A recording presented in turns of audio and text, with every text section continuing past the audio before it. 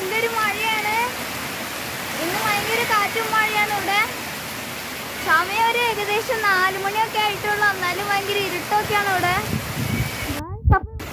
മഴയൊക്കെയാണ്. ഇതേ എൻ്റെ ഒരു ഫ്രണ്ട് ഇവിടെ വന്നിട്ടുണ്ട്. ഞാൻ അവനോട് കളിച്ചിട്ട് വരാം മഴയത്ത്. ബൈ.